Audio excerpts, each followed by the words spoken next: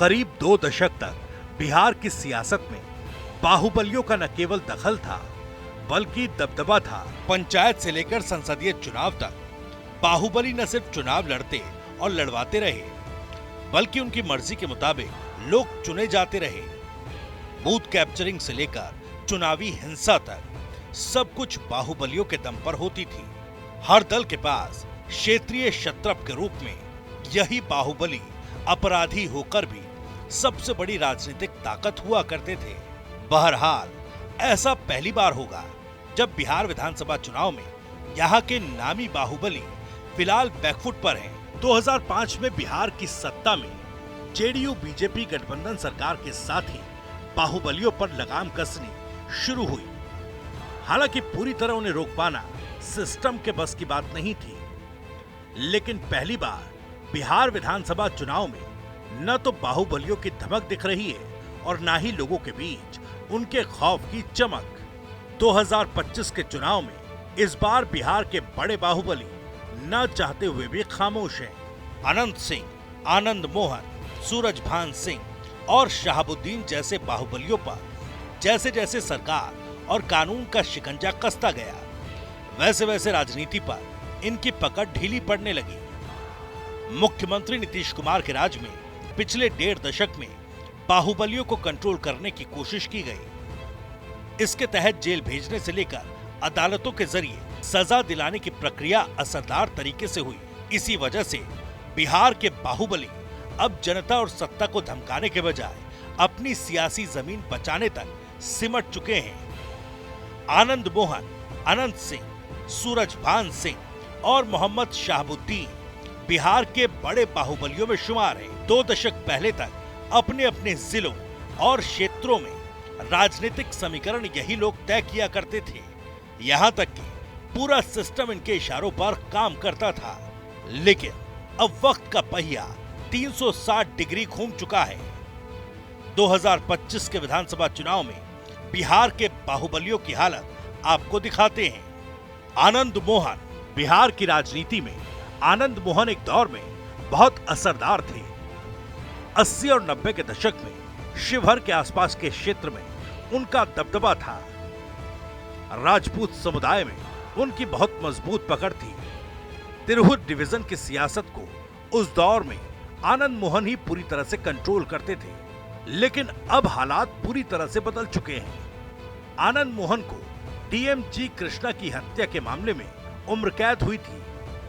हालांकि अब वो जेल से बाहर हैं, लेकिन सजा याफ्ता होने की वजह से चुनाव नहीं लड़ सकते। अब उनकी पत्नी जेडीयू से लोकसभा सांसद हैं, लेकिन आनंद मोहन अपने बेटे को 2025 विधानसभा चुनाव में उतारना चाहते हैं। आनंद मोहन के बेटे चेतन आनंद 2020 में आरजेडी से विधायक बने थे, लेकिन 2024 में चेतन ने नीतीश सरकार बचाने के लिए अपनी पार्टी से बगावत कर दी थी। इसके बाद माना जा रहा था कि वो आरजेडी छोड़ देंगे, लेकिन उन्होंने ऐसा नहीं किया। उधर आरजेडी ने भी अभी तक बाहुबली आनंद मोहन के बेटे चेतन आनंद को अब तक टिकट देने पर कोई संकेत नहीं दिया। यानी आनंद मोहन का परिवार राजनीति में सक्रिय होकर भी सन्नाटे में है। आनंद मोहन की तरह बिहार के बाहुबली नेता अनंत सिंह भी खासे चर्चित रहे हैं। वो मोकामा क्षेत्र के बाहुबली नेता हैं। उन्हें स्थानीय लोग छोटे सरकार भी कहते हैं। जेल की सलाखों से उनका काफी करीबी नाता है। वो अक्सर जेल आते और जमानत पर रिहा होते रहते हैं। 2022 में अवैध हथियारों के एक मामले में कोर्ट से सजा होने की वजह से उनकी विधायकी चली गई थी। पहले आरजेडी और फिर जेडीयू के हमसाया हो गए। उनकी विधायकी रद्द होने के बाद उनकी पत्नी नीलम देवी ने आरजेडी के टिकट पर चुनाव जीता था, लेकिन इस बार आरजेडी की ओर से उन्हें टिकट मिलेगा या नहीं, ये तय नहीं है। ऐसा इसलिए क्योंकि 2024 के लोकसभा चुनाव से ठीक पहले अनंत सिंह जेडीयू के साथ हो लिए थे। उन्होंने ललन सिंह की जीत में अहम भूमिका निभाई, जिसके बाद नीलम देवी जेडीयू के साथ नजर आने लगी। लेकिन अब तक ये तय नहीं है कि नीतीश कुमार उन्हें प्रत्याशी बनाएंगे या नहीं। इसलिए बाहुबली अनंत सिंह का परिवार भी अपनी राजनीतिक जमीन बचाने की कोशिश में जुटा है।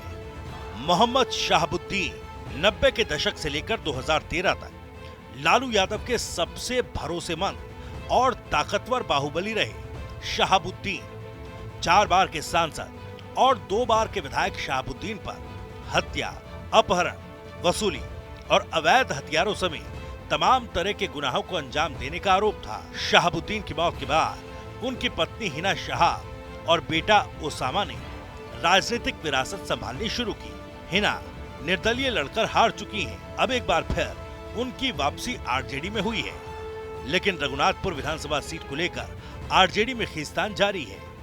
इसलिए पक्के तौर पर यह नहीं कहा जा सकता कि आरजेडी उन पर मेहरबान होगी या नहीं। सूरजभान सिंह बिहार के बड़े बाहुबलियों में सूरजभान बहुत चर्चित नाम है। वो मोकामा से विधायक रहे हैं। उनकी पत्नी मुंगेर से सांसद रह चुकी हैं। हत्या के एक मामले में सजा होने के बाद सूरजभान सिंह अब चुनाव नहीं लड़ सकते। इसके अलावा मुंगेर और आसपास के क्षेत्र में लल्लन सिंह और अनंत सिंह के हाथ मिला लेने से सूरजभान का दबदबा और राजनीतिक असर कमजोर हो चुका है। फिलहाल बाहुबली सूरजभान का परिवार चिराग पासवान की पार्टी लोक जनशक्ति पार्टी रामविलास के साथ है, लेकिन जेडीयू और एलजेपी दोनों एनडीए का हिस्सा हैं और अब तक ये तय नहीं है कि मोकामा सीट से एनडीए के टिकट पर सूरजभान की पत्नी वीणा देवी लड़ेंगी या अनंत सिंह की पत्नी नीलम देवी। यानी अनंत सिंह और सूरजभान सिंह दोनों बाहुबली परिवारों की राजनीतिक दिशा और दशा 2025 का विधानसभा चुनाव तय करेगा। जिस बाहुबली के परिवार को टिकट मिलेगा उसकी राजनीतिक धाक और साख बची रहेगी।